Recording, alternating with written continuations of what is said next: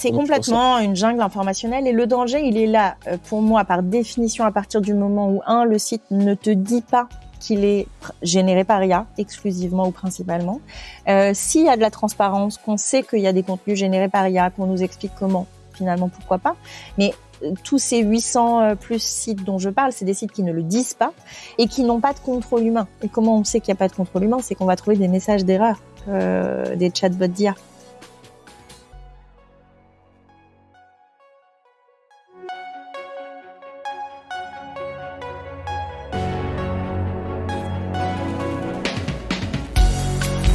Bienvenue dans Mediarama, le podcast du futur des médias. Je suis François Desfossés et chaque semaine, je rencontre des entrepreneurs, des têtes penseuses et des experts de la galaxie média. Ce podcast est proposé par Cosa Vostra, agence de conseil tech et créative. Retrouvez-nous sur cosavostra.com.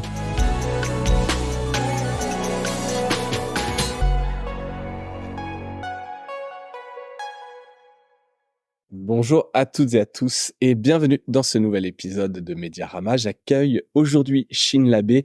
Alors pour la seconde fois, donc un petit update sur les activités de Chine, qui est donc la Managing Editor et vice-présidente Partnerships chez NewsGuard Europe et par ailleurs membre du comité d'éthique de Radio France. Alors je simplifie comité d'éthique, on reviendra dessus, je sais que c'est pas le titre exact, mais je trouvais important de le mentionner. Chine, bonjour et merci d'avoir accepté cette invitation. Bonjour et merci pour la nouvelle invitation. Et exactement, on s'était parlé il y a quelques temps. Alors de NewsGuard, pour ceux c'était ceux qui vivent dans une caverne ou qui n'avaient pas écouté ce super premier épisode, est-ce que tu peux nous rappeler en quelques secondes ce qu'est NewsGuard concrètement? Ouais, alors je le décrirais peut-être un peu différemment d'ailleurs d'il y a un an, parce que les choses ont pas mal bougé. En gros, NewsGuard, c'est une compagnie qui combat la désinformation, la mésinformation, la propagande pour les marques, les citoyens, les démocraties. Et on fait ça en fait au travers de 2 bases de données concrètement. On a une base de données d'évaluation de la fiabilité des sites d'information. Donc on évalue les sites d'information en fonction de critères apolitiques, journalistique, puisqu'on est une équipe de journalistes. Et donc, à ce jour, ça, c'est 10 000 analyses dans 9 pays, dont la France. Et on a une autre base de données qui, pour le coup, est un catalogue des principales fausses informations qui circulent en ligne. On en a plus de 2200 à ce jour. On fait aussi des briefings sur les tendances de la désinformation. Donc, on fait plein de choses. Pour le dire très vite, je dirais que le point commun de nos actions, c'est cartographier journalistiquement le paysage informationnel et notamment les acteurs malveillants, les récits qu'ils diffusent à destination de tout un tas d'acteurs différents. Et ce qui est intéressant, c'est que tu utilises le terme cartographier. Vous ne luttez pas contre, vous cartographiez.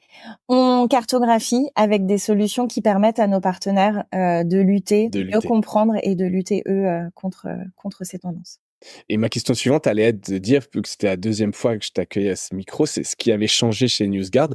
Donc là, tu l'as dit toi-même, c'est la manière de le présenter. C'est pourquoi c'est parce que c'est mouvant, ou est-ce que c'est l'entreprise NewsGuard en elle-même, vous avez un peu pivoté? Pourquoi tu le présentes différemment? Ouais, c'est pas qu'on a pivoté, c'est qu'on s'est beaucoup développé, notamment cette seconde base de données qu'on appelle ça des empreintes de la mésinformation. Qu'est-ce que c'est? En fait, c'est un catalogue de toutes les infox qui circulent avec à chaque fois quelle est l'allégation, pourquoi elle est fausse, son fact-check, des hashtags associés, etc. Celle-là, on l'a énormément développée depuis 1 an. Donc, elle fait autant partie de ce qu'on fait à égalité avec notre base de données de l'évaluation de la fiabilité des sites d'information, qui était ce sur quoi on a commencé NewsGuard, donc ce sur quoi j'avais tendance à mettre l'accent peut-être il y a encore 1 an. Mais depuis 1 an, il s'est passé beaucoup de choses. Il y a eu l'explosion des sites générés par IA qui fait qu'on a beaucoup travaillé là-dessus. Ouais, je pense on va y revenir, bien sûr. On pourra en reparler. Donc, on a musclé notre travail là-dessus. Qu'est-ce qu'on a fait? On a lancé une newsletter grand public en anglais qui s'appelle Reality Check.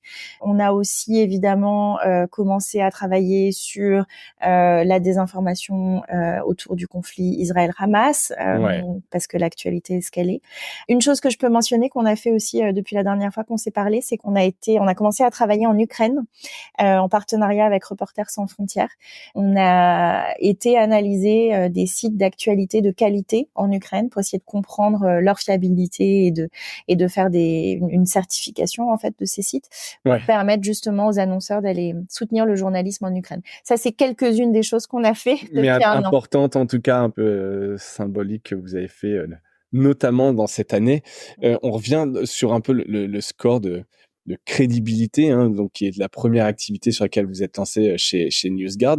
Et donc voilà, vous avez tous les médias peuvent avoir un score comme ça. J'ai vu que vous aviez récemment baissé la note de certains médias importants comme le New York Times ou GB News, qui est l'équivalent d'une télé britannique, ou Daily Star. Sur le cas du New York Times, qu'est-ce qui s'est passé? C'est sur des critères qui ont changé? Oui, alors effectivement, la note du New York Times a baissé en février, donc c'est assez récent. Le New York Times obtenait un score de 100 sur 100 jusque-là, et maintenant, ils obtiennent un score de 87,5 sur 100. Ils restent très crédibles. On rappelle dans notre analyse qu'ils ont gagné 133 prix Pulitzer. Enfin, ça reste un média très crédible. Mais ce qui s'est passé, c'est que on a estimé dans le cadre de cette analyse, et notre analyse parle d'elle-même, hein, puisque toutes nos analyses de sites sont hyper détaillées et donnent des exemples à chaque fois de pourquoi on estime qu'un site va passer ou échouer sur un critère. On a relevé en fait de nombreux exemples, notamment dans la couverture de la politique américaine, où des opinions étaient injectées dans des articles qui n'étaient pas des articles d'opinion. Donc, le New York Times, depuis février, depuis cette nouvelle analyse, échoue sur le critère qui est relatif à la distinction responsable entre faits et opinion. On a évidemment demandé un commentaire au New York Times, on les a informés de cette évaluation, de cette évolution de notre évaluation.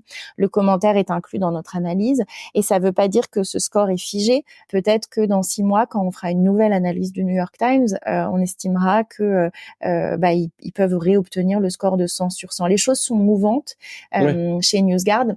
On analyse tous les sites avec la même approche, complètement apolitique, juste factuelle par rapport à nos critères, qui sont des critères vraiment de base, qui renvoient à la pratique journalistique de base. Est-ce que, comme je le disais à l'instant, le site va distinguer entre opinion et information? Est-ce qu'il va corriger ses erreurs de manière transparente? Est-ce qu'il va publier fréquemment de fausses informations? Enfin voilà, c'est très très factuel.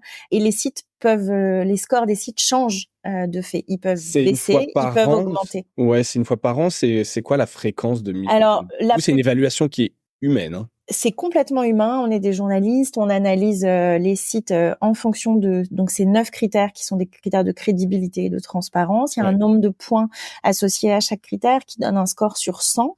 Et puis avec ce score, c'est pas évidemment juste un score, c'est une analyse ultra détaillée qui va expliquer justement pour chaque critère pourquoi on estime que le site passe ou non, et qui va mettre le site au milieu de ce processus, puisqu'on va lui demander son avis, son commentaire. On va lui donner l'opportunité aussi de changer ses pratiques. Si par exemple, imaginons que le site échoue sur juste la révélation de son propriétaire, parce que juste il a pas indiqué sur son site à qui il appartenait, ou pas le propriétaire ultime, c'est assez facile pour un site de changer ça, donc on leur donne aussi l'opportunité de le changer.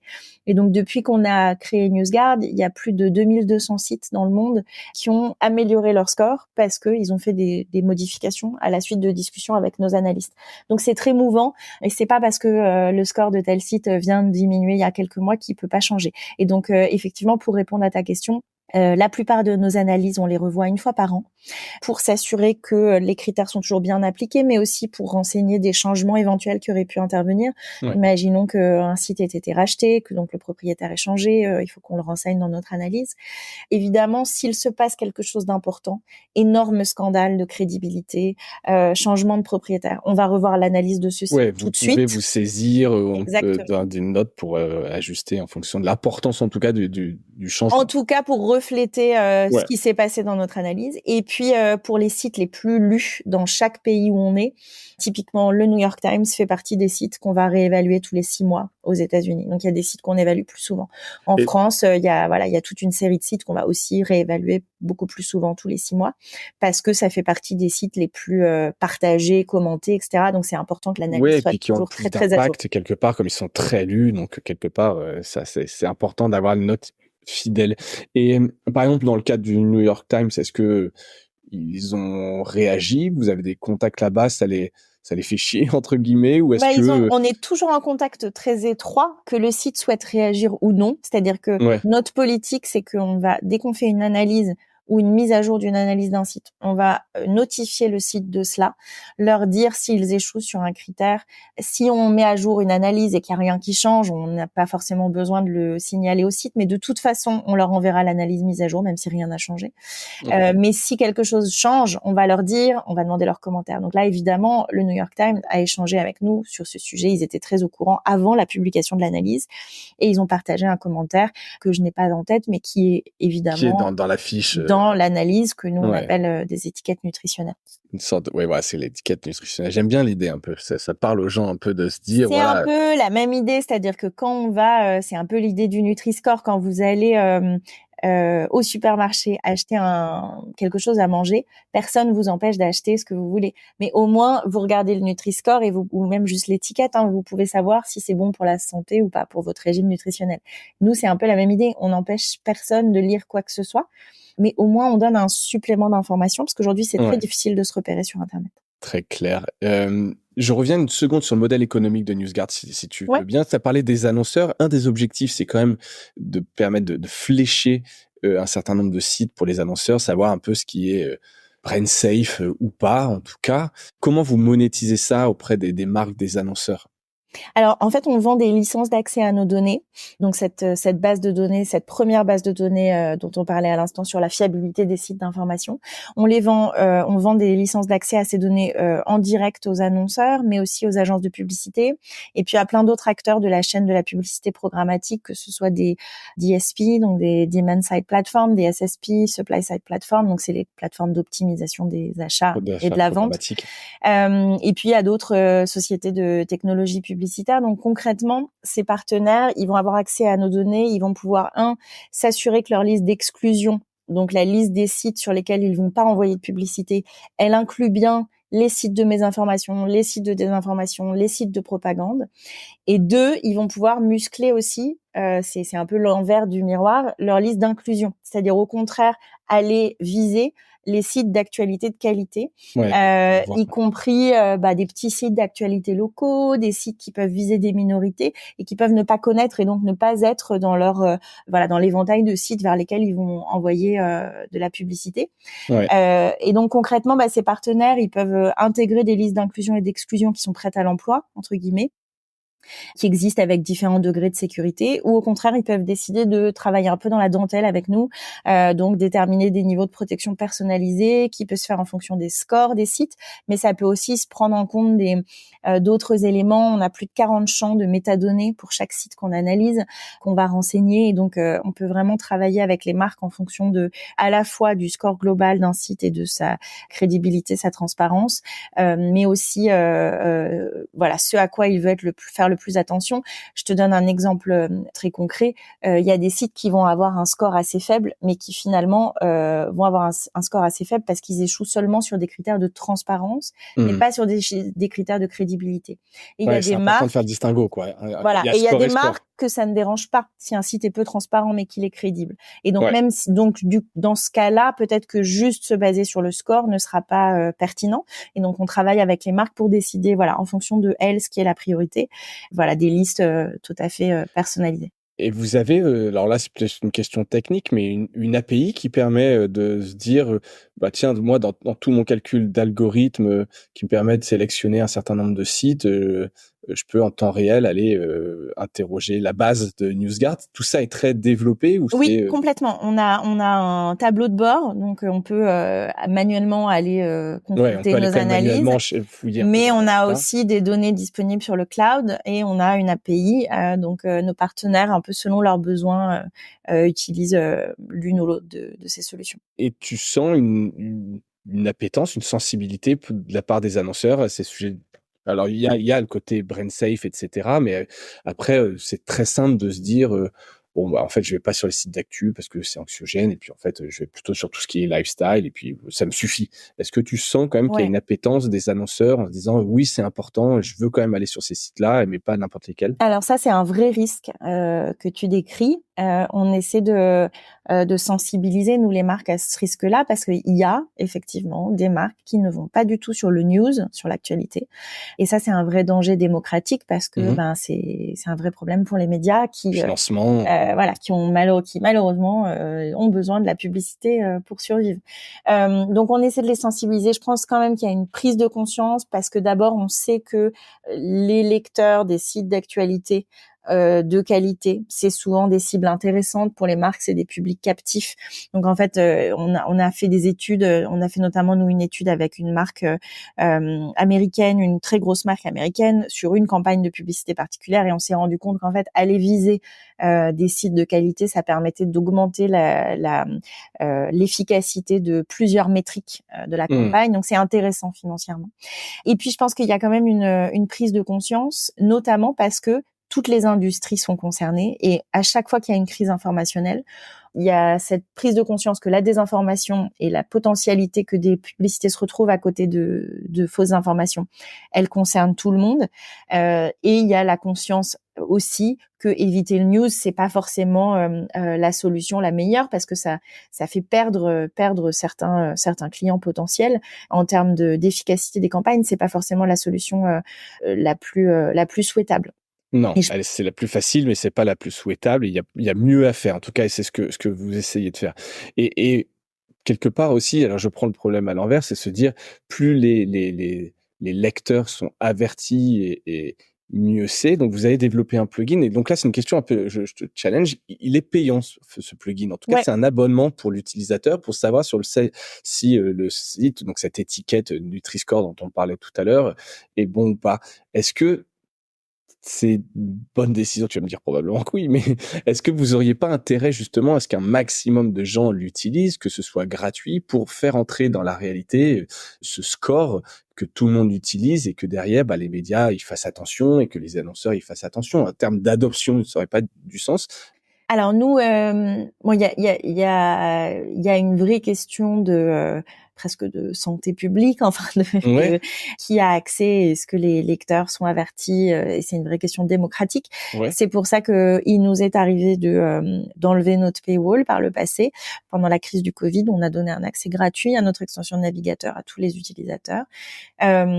Cela dit, on est une entreprise, et de même que Le Monde fait payer son abonnement à son journalisme de qualité, parce qu'il faut bien payer les journalistes, il faut bien qu'on paye nos journalistes, nous aussi. Donc on a besoin d'avoir un modèle payant. Cela dit, on est très conscient que ce qu'on fait a une vertu d'éducation aux médias, et qui est aujourd'hui indispensable dans le débat démocratique. C'est pour ça que on a un programme pro bono d'éducation aux médias. Donc toutes les bibliothèques publiques qui le souhaitent peuvent avoir accès gratuitement à notre extension de navigateur et l'installer gratuitement dans les bibliothèques. Notre idée, c'est d'aller capter ces publics qui sont pas forcément les publics d'écoliers, d'étudiants, qui eux, en fait, il y a beaucoup de programmes de l'éducation nationale sur l'éducation aux médias. L'APEM, le Clémy, etc. Voilà, il y a beaucoup de choses qui sont faites. Il y a moins de choses pour les adultes, les seniors, les actifs. Et donc nous, on est allé investir les bibliothèques publiques. Il y a sans doute d'autres lieux à investir, mais voilà, on essaie de jouer notre rôle à un petit niveau en donnant cet accès gratuit. Et par ailleurs, c'est important pour tes auditeurs de savoir que Microsoft est l'un de nos partenaires, et Microsoft estime que c'est un bien public quelque part, cette extension navigateur, et donc Microsoft donne un accès gratuit à tous les utilisateurs de Edge à notre extension navigateur sur Edge. D'accord, ça c'est effectivement, je ne le savais pas. Alors je n'utilise pas Edge, mais c'est une raison de plus, puisqu'ils utilisent aussi avec ChatGPT dans Bing. Donc voilà, les utilisateurs de Edge ont accès à l'extension NewsGuard gratuitement. Ça, c'est des bons partenariats, ça, en fait. Enfin, pardon, je reviens dans mon idée de me dire que plus les gens l'utilisent, plus ça le met au centre du game quelque part, et je pense que là, c'est plus un point de vue d'entrepreneur que c'est probablement une ligne de revenus dont vous avez besoin, et tu as raison, il faut payer les journalistes, il faut payer les gens, c'est important, mais idéalement, voilà, ce serait plutôt les annonceurs ou les médias qui paieraient un abonnement, etc., plutôt Voilà. que les Alors citoyens. les médias plutôt pas, parce que comme on les analyse, on veut pas avoir de conflit d'intérêt avec eux.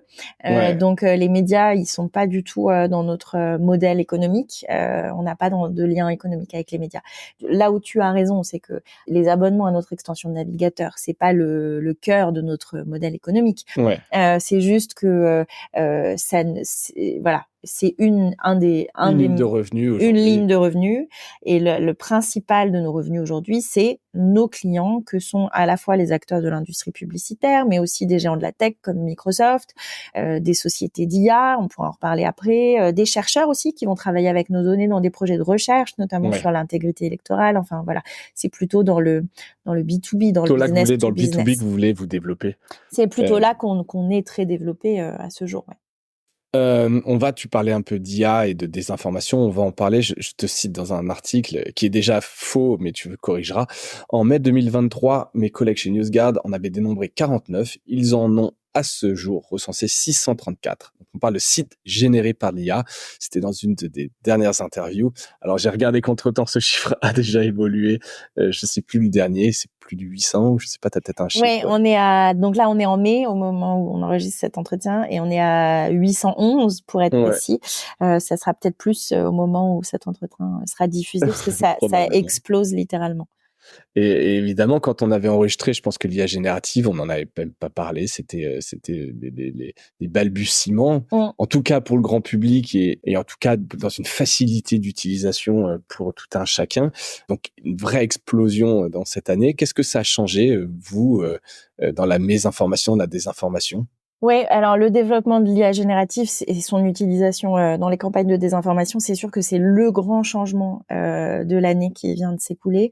L'explosion des deepfakes, des extraits audio générés par IA, des images générées par IA, et puis l'amélioration de leur qualité surtout, et leur utilisation véritable sur le terrain, en ligne, sur les réseaux. Parce que début 2023, donc quand on s'est parlé la dernière fois, on voyait finalement très peu de deepfake, et l'essentiel des campagnes que l'on observait, elles s'appuyaient sur des méthodes en fait assez artisanales, des mémos Ouais. officiels qui étaient photoshopés, des vidéos sorties de leur contexte mais bien réelles.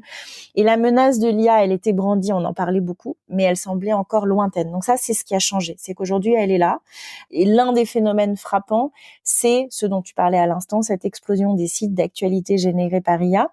Donc qu'est-ce que c'est concrètement? C'est des nouvelles fermes de contenu, en fait, des fermes de contenu nouvelle génération, qui se font passer pour des sites d'actualité traditionnels, mais qui vont produire des dizaines et des dizaines, voire des centaines d'articles par jour, mais dont les contenus sont complètement automatisés, produits grâce à l'IA générative, sans supervision humaine ou presque. Alors tous ne diffusent pas de fausses informations, mais par définition, puisqu'il n'y a pas de supervision humaine, de contrôle humain, tous présentent un risque. Ouais. Et on en voit déjà qui diffusent de fausses informations. Un exemple assez frappant, c'est un site qui s'appelle Global Village Voice, pardon. C'est une ferme de contenu qui se présente comme un site d'actualité pakistanais, qui a publié en novembre dernier un article qui affirmait que le psychiatre de Benjamin Netanyahou se serait suicidé. Ouais. En fait, cet article, il réécrivait grâce à l'IA un article qui avait été écrit en 2010 sur un site satirique. Mais c'était présenté comme de l'actu. En réalité, le dit psychiatre, il n'existe pas, donc a fortiori, il ne s'est pas suicidé. Mais le blanchiment de cette information à la base satirique, en fait, transformée via l'IA de manière automatisée En une news qui n'en est pas, ça a généré un véritable phénomène. Ça a été repris sur TikTok, sur les réseaux, et ça a même ça a été même propulsé sur la télévision d'État iranienne, et qui l'a mis au cœur toute une campagne qui était en cours, justement, qui cherchait à présenter le premier ministre israélien comme instable psychologiquement. Donc ça arrivait à point nommé. Donc on voit bien le risque. Et ce qu'il faut comprendre, c'est que la création de ce type de site, c'est très facile, c'est très rapide et c'est très peu coûteux. Donc pour tenter l'expérience, j'ai un de mes collègues chez NewsGuard qui s'appelle Jack Brewster, qui a voulu tester. Donc qu'est-ce qu'il a fait? Comme il n'est pas développeur web, il est journaliste comme moi, il a été sur une plateforme de service en freelance, et il a fait appel à un développeur web. Et en 2 jours et pour $105, donc c'est rien, il a pu créer un site entièrement généré par IA, complètement automatisé, qui publie des dizaines d'articles par jour. En l'occurrence, il a choisi de créer un site qui se concentre sur la politique locale dans l'Ohio aux États-Unis. Et ce qu'il a montré, c'est que en changeant les paramètres de programmation de son site hyper facilement, il arrivait à faire alterner le site pour qu'un jour, il produise des articles complètement créés de toutes pièces avec de fausses citations qui allaient soutenir le candidat républicain à la course au Sénat local, et le lendemain, l'inverse, des articles faux qui allaient au contraire soutenir le candidat démocrate. Alors ce site, je vous rassure, on l'a protégé par un mot de passe, on n'a pas ajouté un site Il n'est pas d'infox référencé, il n'est de pas indexé plus. sur Google. Voilà, il s'agissait pas d'augmenter la pollution sur le net, mais ça montre bien à quel point c'est facile. Donc il suffit d'imaginer, bon là c'est mon collègue Jack, c'est à des fins de recherche et de démonstration, mais dans les mains d'une puissance étrangère, la facilité procurée par cet outil, c'est-à-dire qu'on n'a plus besoin de milliers d'employés pour pousser des contenus faux, plus besoin d'usines à trolls. On est dans un véritable changement d'échelle et de paradigme. Et ce qui est marrant dans ce que tu racontes, enfin dans l'exemple par exemple de Global Village Voice, c'est que c'est pas forcément au départ quelque chose avec un dessin malin. C'est dans le sens où c'est juste une erreur d'une machine qui après a été reprise de manière. Alors en l'occurrence, on ne sait pas qui est derrière ce site. C'est possible que ce soit en fait un propagandiste bien caché. On ne sait pas. Mais ce qui est sûr, c'est que tu as raison. C'est-à-dire que même et c'est un peu le problème avec l'IA générative, et donc c'est pour ça que tous ces sites sont dangereux, même s'ils ne diffusent pas de contenu faux, à partir du moment où il n'y a pas de contrôle humain. C'est qu'on sait que même si on est quelqu'un de tout à fait honnête, qui veut juste faire de l'argent et profiter de cette technologie pour se faire des revenus, et qu'on demande juste de générer des contenus en réécrivant des contenus par-ci par-là sur le net, on sait que l'IA générative, elle hallucine par définition. C'est des suites statistiques, elle va trouver le mot qui a statistiquement le plus de chances. La probabilité d'arriver. Et donc, elle va écrire des choses l'IA, elle est pas là pour produire des contenus véridiques. C'est pas l'objet, quoi. Donc, c'est pas qu'elle a l'intention de tromper, c'est que par définition, elle peut halluciner. Encore une fois, ce terme, c'est le terme scientifique que les chercheurs utilisent. Donc, le danger, il est bien là. Et puis, ce qui est inquiétant aussi, et qu'il faut pas oublier, c'est que certains de ces sites, ils se spécialisent dans la reproduction de contenus produits par des sites journalistiques authentiques. Donc, qu'est-ce qu'ils vont faire? Soit ils vont reprendre des contenus publiés par des médias locaux en français et les traduire en espagnol. Et donc, vous allez avoir un site en espagnol qui va vous fournir en fait de l'actu locale, zéro coût, mais en fait en pillant des médias locaux français qui, eux, emploient des journalistes. Ou alors en résumant des articles repris ailleurs sur des sites d'actualité. Et au passage, ils vont capter des revenus publicitaires de ces sites. Donc, le risque démocratique, il est double. C'est-à-dire, c'est à la fois le risque de quel contenu ces sites vont pousser, et puis quels revenus ils vont capter en appauvrissant les sites de qualité ce faisant. Ouais, donc c'est double danger. Et en fait, c'est ça, c'est un peu protéiforme quelque part. C'est très dur de lutter contre ça parce que tu l'as dit, entre ceux qui, avec un agenda politique, ou ceux qui font ça parce qu'ils pensent être malins à leurs revenus, c'est très compliqué alors lutter, c'est peut-être pas le terme, mais en tout cas, c'est de cartographier, comme tu le disais, et d'expliquer, et d'où encore l'importance encore plus forte de ce score quelque part. Voilà, le danger, dans cette jungle, tu vois, c'est complètement une jungle informationnelle, et le danger, il est là pour moi par définition à partir du moment où le site ne te dit pas qu'il est généré par IA exclusivement ou principalement. S'il y a de la transparence, qu'on sait qu'il y a des contenus générés par IA, qu'on nous explique comment, finalement, pourquoi pas. Mais tous ces 800 plus sites dont je parle, c'est des sites qui ne le disent pas et qui n'ont pas de contrôle humain. Et comment on sait qu'il n'y a pas de contrôle humain? C'est qu'on va trouver des messages d'erreur. Des chatbots d'IA. Donc, on retrouve dans les formes, il y a des mots qui sont vraiment souvent utilisés par. Voilà, des formules ou même des messages d'erreur. En tant que chatbot d'IA, je ne peux pas produire ce contenu. Donc là, on voit qu'on a affaire à des gens pas très efficaces. Et des articles non relus, en tout cas. Voilà. Mais le jour où on aura la détection va devenir d'autant plus difficile que l'IA va s'améliorer et que ça va être dans les mains de personnes bien plus équipées, bien plus outillées, qui vont faire ce travail pour s'assurer qu'il n'y ait pas ces messages d'erreur et qu'il n'y ait pas ces formules toutes faites. Ouais. Et est-ce que sur les réseaux sociaux, vous regardez aussi, vous scannez? Parce que là, on parle de sites, hein, en Ouais. l'occurrence, donc sur internet, des sites d'infos, faux sites d'infos ou vrais sites d'infos, mais non relus. Encore une fois, il y a plein de choses à mettre là-dedans, mais sur les réseaux sociaux, parce que je vois les influenceurs TikTok synthétiques, et puis j'ai vu un article du Monde ces derniers jours, des faux comptes du Rassemblement national avec alors j'ai plus les prénoms, mais c'était des Amandine Le Pen et voilà, c'est ça. voilà. Donc, tu as lu cet article et donc des gens qui n'existent pas, mais ça a été hyper suivi, relayé, Ouais, etc. Donc des personnalités inventées. On ne sait pas qui a fait ça, hein, puisque le Rassemblement national, voilà, dit qu'ils vont ouais. faire une enquête, porter plainte pour usurpation d'identité, etc. Mais le mal est fait quelque Mmh. part. Donc encore une fois, très facile. J'ai pas beaucoup de plus d'infos que cet article du Monde, mais sur les réseaux sociaux, on est touché de la même façon. Oui, alors là, c'est ce problème-là. Évidemment, on regarde de très près les contenus générés par IA, que ce soit des images, des vidéos, des extraits audio aussi. Hein. Faut pas oublier que les outils d'IA audio sont super utilisés, super faciles d'accès. Donc, Ouais, on a beaucoup ça aussi. avec le clonage de voix, Exactement. etc., hein. Et TikTok est évidemment un vivier important de contenu synthétique. En principe, les contenus générés par IA sur TikTok, ils doivent être signalés comme tels, selon les politiques de la plateforme. Il y a une Mais option qui permet de le faire ou c'est dans le titre, on doit le mettre? Pardon, ça doit être indiqué. Alors, je sais pas exactement ce qu'exigent les règles, mais clairement, Ouais. ça doit être spécifié au lecteur, à l'utilisateur. Mais ce qu'on observe, c'est que c'est pas toujours le cas. Donc, il y a des problèmes de modération. La plateforme a du mal à faire respecter cette politique.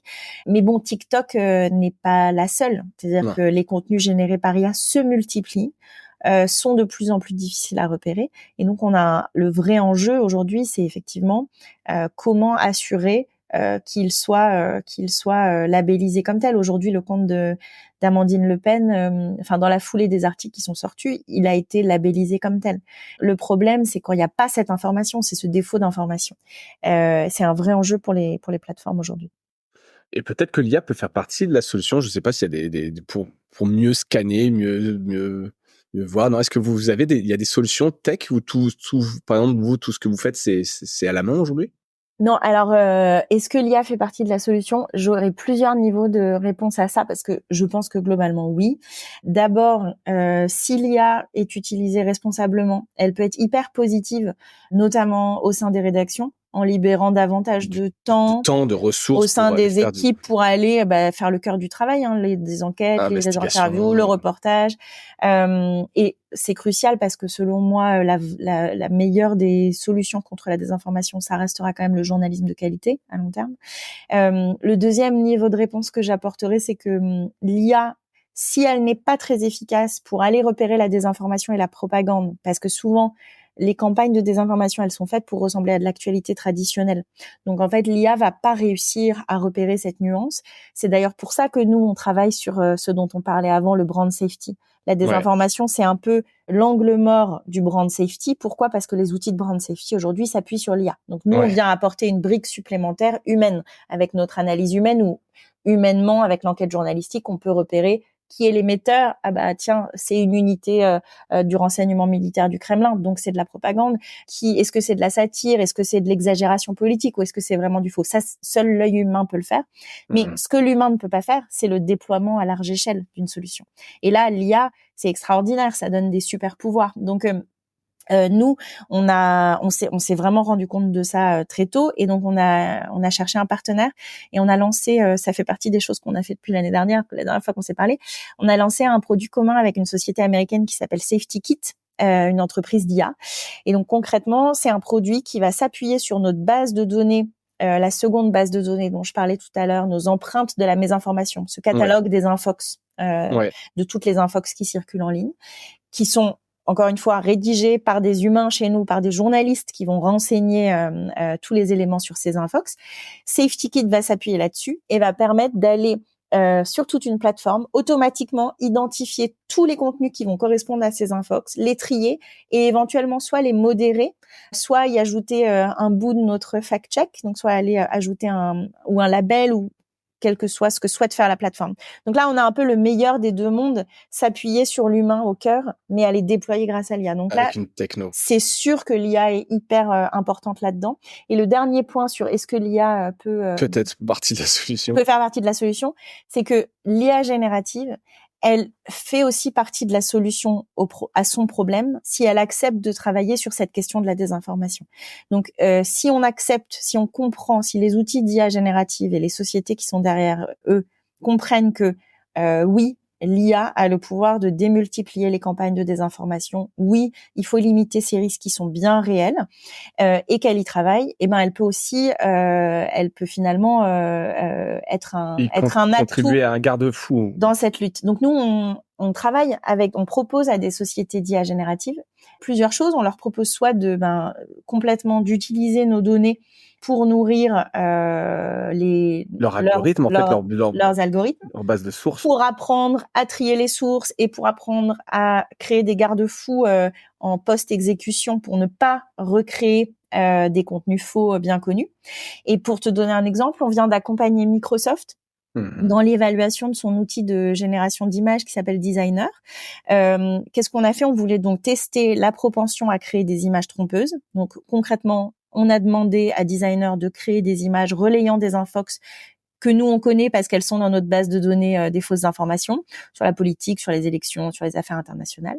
Donc on a généré 275 images et on a constaté que 12% d'entre elles étaient problématiques. Donc on l'a dit à Microsoft. Microsoft a mis en place davantage de garde-fous en bloquant certains prompts, en améliorant des fils de contenu. Et on a refait le même test et là, on a constaté que seuls 3,6% des images étaient problématiques. Donc si les sociétés, ils ont travaillé avec nous pour créer ces garde-fous. Donc ça, c'est un exemple super positif où l'IA, une société d'IA se rend compte des problèmes, accepte de travailler avec des tiers pour améliorer son outil et donc finalement contribuer à un environnement plus sain et éviter que l'IA soit le grand méchant. Il s'agit pas de jouer les Cassandres, mais de souligner les risques et de s'assurer qu'on les limite au maximum. Et c'est possible. Et cet exemple de Microsoft, il nous réjouit parce qu'il montre que c'est possible, qu'avec des sociétés qui sont prêtes à faire ce travail, on peut le faire pour des vrais résultats. Donc nous, on propose aux sociétés qui développent des outils d'IA générative, on leur propose à la fois des audits et des stress tests, ce qu'on a fait avec Microsoft, ou l'étape d'après, c'est carrément d'entraîner leur modèle, ce que je te décrivais. En utilisant vos bases. Exactement. Ça, c'est vachement bien. Après, si Microsoft le fait, j'espère un effet boule de neige, mais on parle pas d'un tout petit acteur. On parle pas d'un petit acteur, mais on parle d'un partenaire historique de NewsGuard. Microsoft, ils sont avec nous quasiment depuis nos débuts. C'est eux qui soutiennent notre campagne, notre programme pro bono auprès des bibliothèques. Donc, on parle aussi d'un bon partenaire qui travaille avec nous depuis de nombreuses années. Mais on est effectivement très optimiste qu'il y ait un mouvement dans cette direction. Je pense qu'il y a une prise de conscience des risques liés à la désinformation. On l'a senti quand même ces derniers mois-là, tu vois. Enfin, quelque part, la fiabilité des résultats est de plus en plus remise en cause. Donc, si quelque part tu veux émerger vraiment, il faut que tes résultats soient bons et donc la sélection des sources va être hyper importante. J'ai l'impression qu'il y a un vrai intérêt pour une boîte tech qui a un LLM de prendre ça en compte. Enfin, je veux dire, ça peut être un vrai avantage concurrentiel. En tout cas, c'est une question de responsabilité et je pense qu'en tout cas en Europe, ça va devenir, il y aura forcément à terme des exigences à ce niveau-là aussi.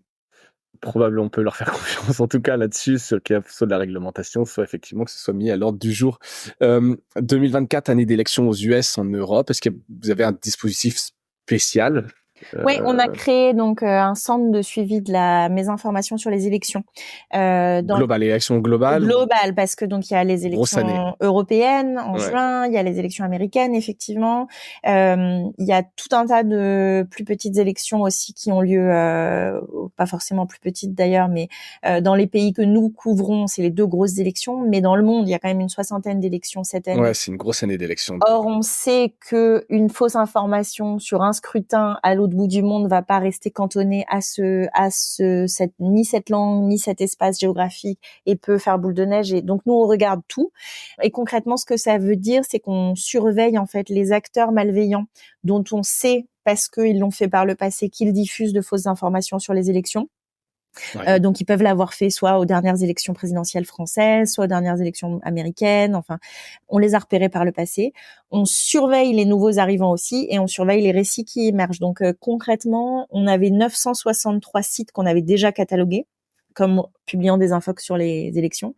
On avait 793 comptes sur les réseaux sociaux. Et depuis qu'on a lancé le centre de suivi, donc il y a quelques mois, on a repéré 115 nouveaux sites relayant 27 mythes en lien avec les élections. Ça va parce qu'en janvier on a eu les élections à Taïwan, donc des mythes autour des élections à Taïwan, des mythes qui émergent déjà sur les élections à venir aux États-Unis, et puis sur les élections européennes, et notamment sur cet angle, un angle qu'on voit persister depuis 2020 et depuis l'élection de 2020 aux États-Unis, avec ce gros mouvement qu'on a appelé Stop the Steal, avec des allégations selon lesquelles le scrutin aurait été volé en fait. Et ben on voit ce récit qui pourrait paraître très américain être pris dans des scrutins depuis un peu partout. On l'a vu en Espagne l'année dernière, l'idée d'une élection volée. On l'a vu en Slovaquie aux élections législatives. Et ça n'existait pas. Dernier. Tu veux dire là, c'est vraiment comme un mythe ou en tout cas, ça un mème qui est repris, traduit, localisé. Voilà. Et en tout cas, ça explose. Je sais pas si ça n'existait pas, mais ce qui est sûr, c'est que et même avec les mêmes codes. Avec les mêmes codes, et on l'a vu à l'élection présidentielle de 2017 en France, ça a pas trop pris, mais on a vu des mythes qui étaient des copier-coller de ce qu'on avait pu voir aux États-Unis, et qui du coup étaient même absurdes, parce qu'on parlait de vote par correspondance alors que c'est pas développé en France. Enfin, des choses qui sont absurdes, mais qui prennent et qui font le buzz. Oui, et puis qui sont reprises, retraduites, relocalisées. Donc ça, c'est quelque chose qu'on surveille de près, parce que on sait qu'il y a un risque à ce niveau-là. D'accord, bah écoute, c'est évidemment hyper intéressant. Et pardon, mais concrètement, donc vous allez identifier, suivre. Qu'est-ce que vous faites derrière comme action concrète? Est-ce que c'est pareil, ça vient alimenter ces bases pour les annonceurs? Ça vient alimenter nos bases de données. Donc, les 115 sites qu'on a repérés depuis qu'on a lancé ce centre de suivi, on les a analysés, on a fait leurs étiquettes nutritionnelles détaillées, on les a ajoutés à notre base de données de la fiabilité de sites d'information. Les 27 mythes qu'on a identifiés en circulation sur les réseaux et sur les sites, et sur ces sites, on les a analysés et on a fait des empreintes de la mésinformation sur chaque. Donc, on les a entrés dans notre catalogue des infox qui circulent en ligne. Donc, tout le travail de suivi qu'on fait sur des sujets particuliers, il sert ensuite à venir renseigner et à muscler nos deux bases de données. Et à côté de ça, évidemment, on fait pas que ça. On fait aussi des briefings réguliers à tous nos clients. On leur fait des briefings donc qui s'appuient sur ce travail en fonction de ce qu'on va voir. Parfois, il y a des tendances qu'on observe, mais qui sont pas forcément une allégation véritablement fausse. Mais on va voir des attaques contre des candidats. Ça peut faire l'objet d'un petit briefing pour nos clients, pour qu'ils soient alertés des tendances, mais c'est pas forcément une entrée dans notre base de données des infox. Donc on a plusieurs niveaux de travail, mais en gros c'est du suivi, de l'alerte précoce pour nos clients. L'idée c'est que les différents partenaires avec lesquels on travaille, que ce soit des plateformes, que ce soit des entités gouvernementales dans différentes démocraties. Vous avez des clients institutionnels? Ouais, on travaille avec effectivement certaines institutions. On travaille avec une grande institution de santé publique dans une démocratie, notamment sur toutes les fausses allégations qui concernent la santé. Donc là, on n'est pas sur le sujet élection, mais voilà. Donc l'idée, c'est d'aider ces partenaires à mieux anticiper et à mieux faire face aux récits qui émergent et aux acteurs malveillants qui les diffusent. Ouais.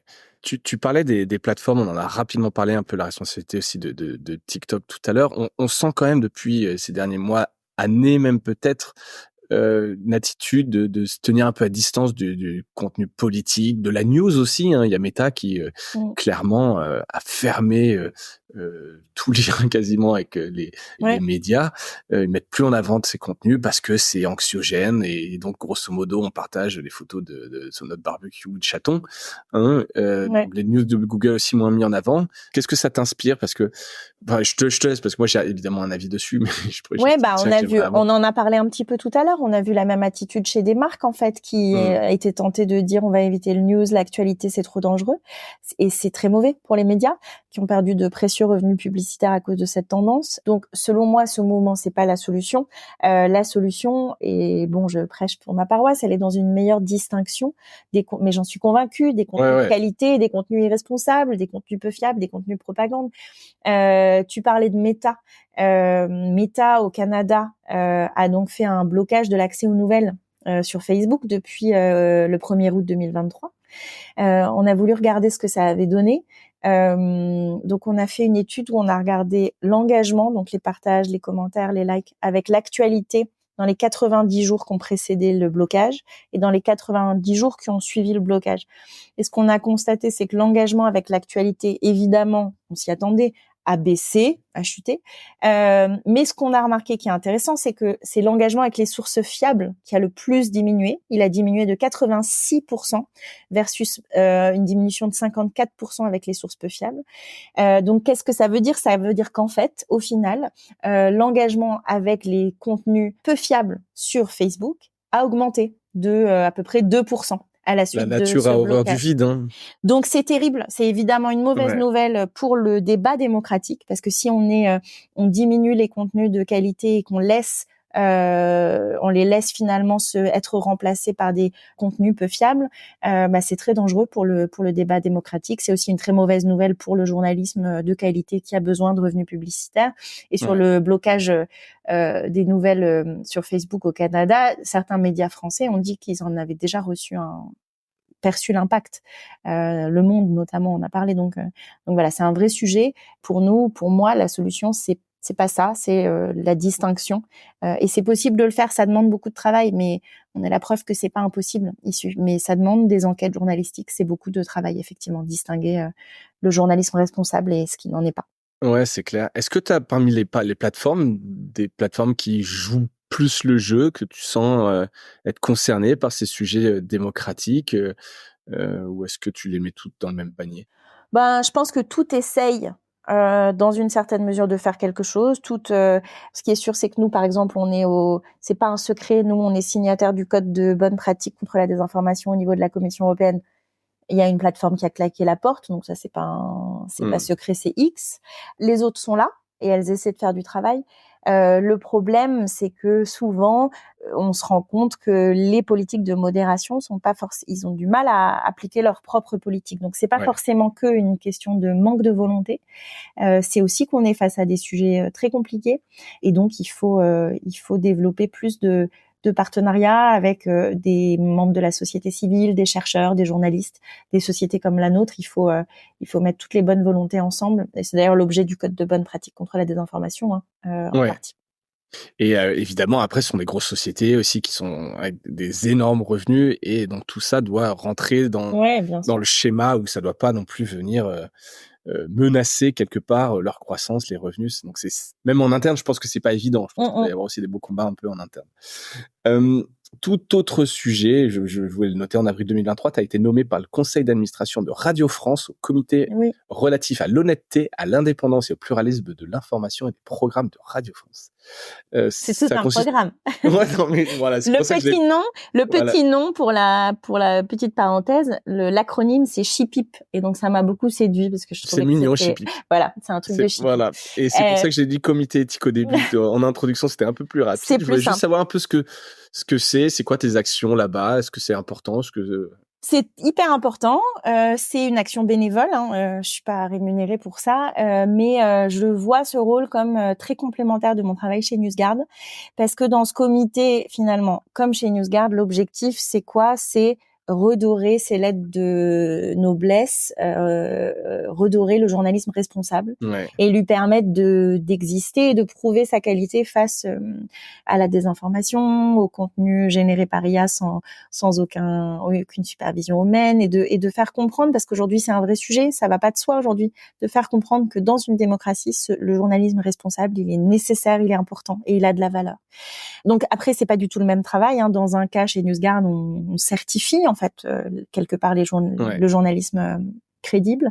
Au comité d'éthique, on émet en fait des recommandations, des avis de manière externe et indépendante. Ça permet en fait, on peut être saisi par les auditeurs sur des sujets très particuliers. Donc on reçoit des saisines et on se rassemble assez fréquemment. Notre comité, alors on est 5, donc on est petit, ce qui nous permet d'être très agile, de discuter fréquemment si on en a besoin, et puis d'avancer assez vite sur nos recommandations. On peut aussi être saisi par des journalistes, par des directeurs d'antenne, par la direction, pourquoi pas, de Radio France. On peut être saisi par tout un chacun, en fait. Il y a eu des exemples un peu d'actions, des choses un peu concrètes. On parlait d'IA tout à l'heure. Est-ce que vous êtes emparé de ce sujet ? Est-ce qu'il y a eu des sujets là-dessus ? Alors, on s'est pas encore saisi de ce sujet, même si j'imagine que ça va venir. Ce qui est récemment, ce qui est en fait dans le cadre des États généraux de l'information, Sibylle Veil a décidé de nous saisir, le comité d'éthique, sur la question d'un éventuel renforcement de notre comité. Donc, on a cette chance que la direction de Radio France perçoit l'utilité de ce comité comme un élément externe, encore une fois, qui soit pas la médiatrice, qui soit pas la direction, qui permette de poser des avis, des recommandations externes à la déontologie de ce qui va être produit par les antennes. Donc, on vient en fait de réfléchir à ça. On a remis récemment un rapport à la présidente sur ce sujet. On a échangé avec elle très récemment, et justement, ça devrait permettre d'identifier prochainement les pistes qui pourraient être mises en œuvre pour renforcer notre travail et les modalités de mise en œuvre de nos recommandations. Donc, on est dans un moment, la défiance est très forte envers les Hyper journalistes. forte, ouais. Et Il y chez a Radio France aussi, le tout service à fait, public, en termes exactement. d'élections dans un monde hyper polarisé, enfin Il y a les aussi structures des vraies sont violentes. questions qui se posent de déontologie. Je pense qu'aujourd'hui, il faut enfin voilà, il y a eu l'affaire Akili notamment récemment, qui a Mmh. posé des questions renouvelées sur le conflit d'intérêts. Ça veut dire quoi? Est-ce que les textes de Radio France étaient suffisants? Enfin voilà, il y a des vraies questions passionnantes. Donc on a la chance, enfin j'ai la chance d'être dans ce comité à ce moment-là, et à un moment où la direction de Radio France veut qu'on ait un vrai rôle, veut qu'on renforce notre rôle et qu'on soit là pour justement, parce que je pense qu'ils perçoivent aussi la nécessité de ne pas offrir des réponses qu'en interne. Dans ce climat de défiance, c'est hyper important Ouais, c'est clair. d'avoir des tiers indépendants. On n'est pas payé, on est bénévole, on est là pour répondre aux inquiétudes légitimes des auditeurs, qui puissent justement émettre des avis, des recommandations, et s'assurer que la déontologie soit respectée, ou en tout cas qu'il y ait un objectif assez fort pour qu'elle soit respectée sur les antennes. Donc c'est passionnant. Ouais, j'imagine. On travaille plus que ce que je pensais, mais c'est super. On est une équipe. Les autres membres du comité sont super aussi, et c'est un. Tu peux les citer, tu les connais ou pas, Bah bien sûr, les personnes? la présidente, c'est une économiste qui s'appelle Françoise Benamou. Le comité d'éthique de Radio France, on est 5.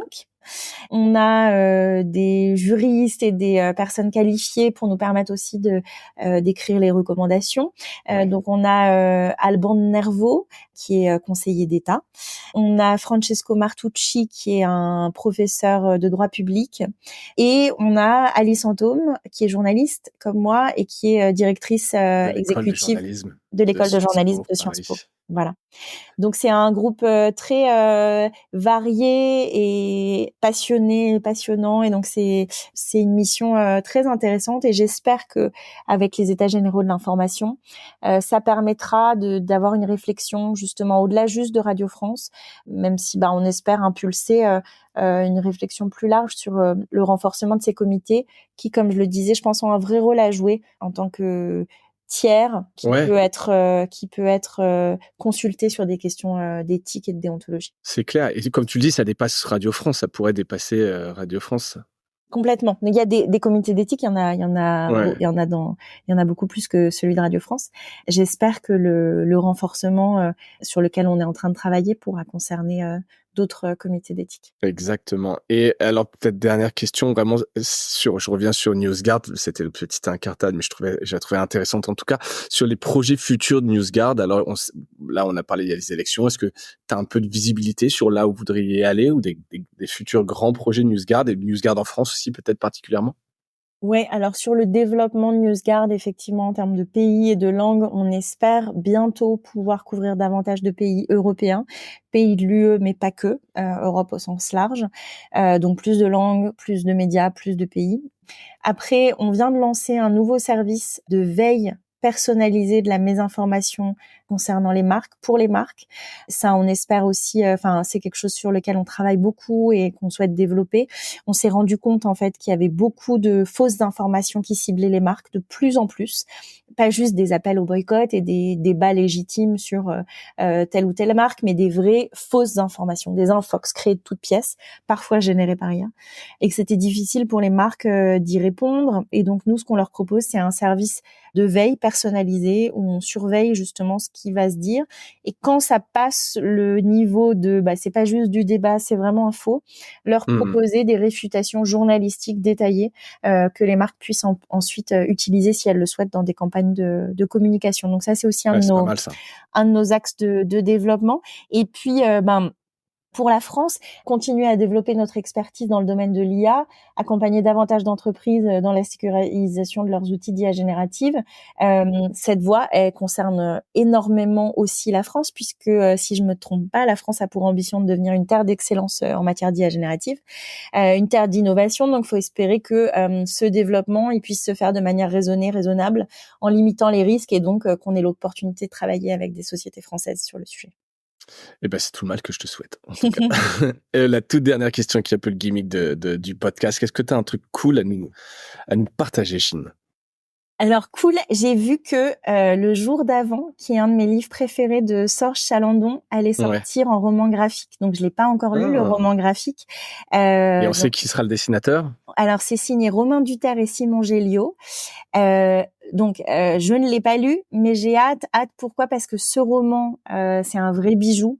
C'est sensible, c'est une plongée au cœur du pays minier, sur lequel moi je connaissais pas grand-chose, du nord de la France. Ouais, c'est chez moi ça. Voilà. J'habite pas très loin de l'île. Tu l'as lu, ce roman?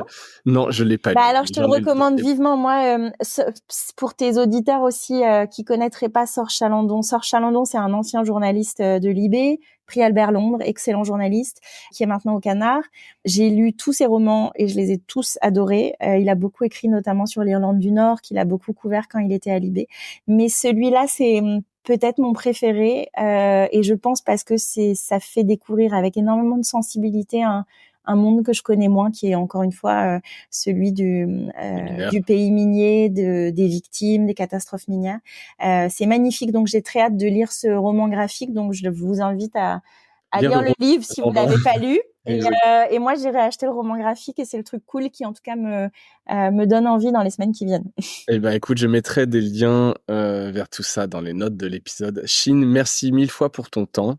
Bravo pour ce travail chez NewsGuard. C'était cool d'avoir un update puisque en plus là, ça bouge beaucoup et on l'a vu en un an. C'est pas un changement de paradigme, mais pas loin. Bon courage pour suivre un peu toutes ces élections. Je pense que tu vas pas t'ennuyer. Non, on a du boulot. Il y a aussi les JO. On a du boulot cet été, ouais. Ouais, c'est vrai qu'on n'a pas parlé de sport parce que spontanément on se dit qu'il n'y a pas forcément beaucoup de choses dans les informations autour du sport, mais si. Ça s'agite beaucoup avec déjà des tentatives d'ingérence de l'étranger, donc ça peut être un vrai sujet. Oui, parce que la politique s'invite forcément aussi beaucoup là-dessus. Bah écoute, on suivra ça. Merci encore une fois, Chine. C'était un vrai plaisir. Merci à toi. À bientôt. Et merci à toutes et à tous d'avoir écouté cet épisode. J'espère qu'il vous a plu et je vous dis à bientôt. Salut.